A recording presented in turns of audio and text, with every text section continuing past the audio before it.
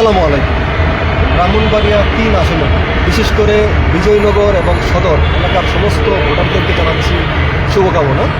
আপনারা ইতিমধ্যে দেখেছেন যে শীত শীত আমেজে ভোটারের যেই হালনাগাদ সহ প্রত্যেকটা এলাকা, প্রত্যেকটা ইউনিয়ন নির্বাচনী এলাকাতে একটা আমেজ চলে এসেছে।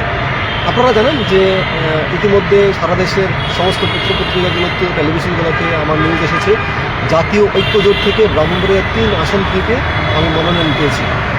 আমি অত্যন্ত আনন্দিত এবং গর্বিত, এবং ব্রাহ্মণবাড়িয়া ৩ আসনের সকল জনগণ আমার পাশে থেকেছেন, শুভকামনা জানিয়েছেন, সেজন্য আপনাদের প্রতি আমি কৃতজ্ঞ এবং কৃতজ্ঞতা প্রকাশ করছি জাতীয় ঐক্যজোট থেকে আলতাফ হোসেন এবং মাসুদ হোসেন ভাইদেরকে, সবাইকে।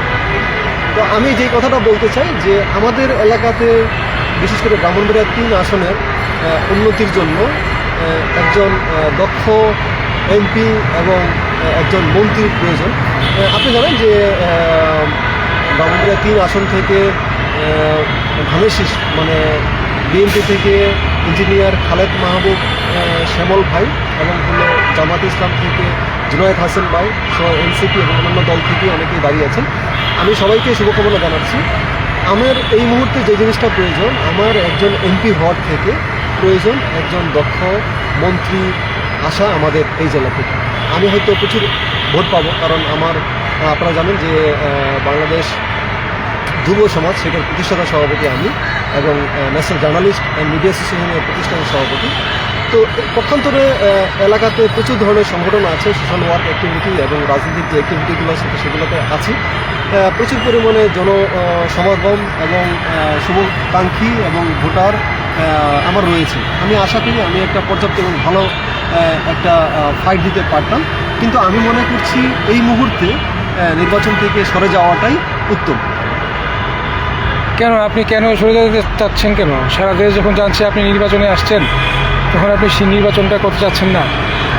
আমি যে একটু আগে যেই কথাটা বলেছি, যেমন আজকে আপনারা জানেন যে আমি অনেক আগেই মনোনয়ন পত্র নিয়েছি জাতীয় ঐক্যজোট থেকে, এবং ইতিমধ্যে ব্রাহ্মণবাড়িয়াতেও ভিজিট করে এসেছি এলাকাতে, জনসাধারণের কাতারেও গিয়েছি।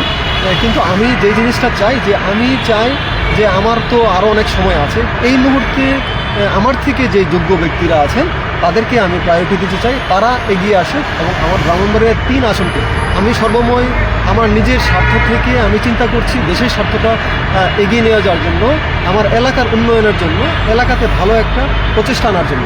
আমি চাই যে এলাকাতে ভালো একজন যোগ্য ব্যক্তি আসুক।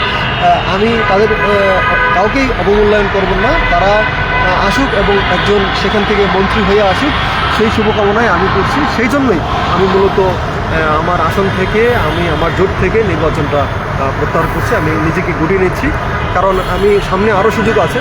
আপনারা জানেন যে 2024-এর নির্বাচন, সেখানে আমার সংগঠন এবং দল থেকে প্রায় 20 জনের মতো মনোনয়ন পেয়েছিলেন, এবং তারা অর্থের অনেক একটা ছড়াছড়ি ছিলেন, এবং সেই সময়টা আপনারা জানেন যে অর্থের লগ্নিগুলো কারা করেছিল এবং কীভাবে চলেছিল। আমি কিন্তু আমার নাম লিস্টে থাকাতেও আমি প্রত্যাহার করে নিই, কারণ আমি চাই না যে আমার এলাকাতে একজন কালো দাগের মানুষ উঠে আসুক এবং অন্যের কালো টাকা উৎসের মাধ্যমে উঠে আসুক। এবং 2025-এ এবার যে নির্বাচনটা, আপনাদের দোয়ায় আমি এবারও মনোনয়ন পেয়েছি জাতীয় ঐক্যজোট থেকে, আমি তাদের প্রতি কৃতজ্ঞতা জানাচ্ছি।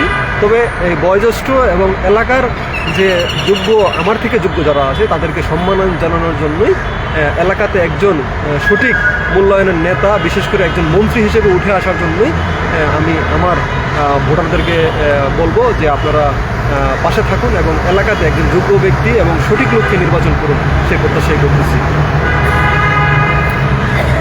ঠিক আছে, আপনার জন্য আমরা শুভকামনা করি। ঠিক আছে, সর্বশেষ আমি আমার এলাকার ভোটারদেরকে বলতে চাই যে আপনারা অবশ্যই আমার পাশে থাকবেন। আমি এবার হয়তো নিজেকে গুটিয়ে নিয়েছি, কিন্তু সামনের বার অবশ্যই আপনাদের মাঝে আসবো, নির্বাচনে দাঁড়াবো এবং আপনাদের কাতারে সামিল হব, সেই প্রত্যাশাই করছি। আপনাদের জন্য, সবার জন্য দোয়া করছি। আপনারাও আমার জন্য দোয়া এবং শুভকামনা করুন। আসসালামু আলাইকুম।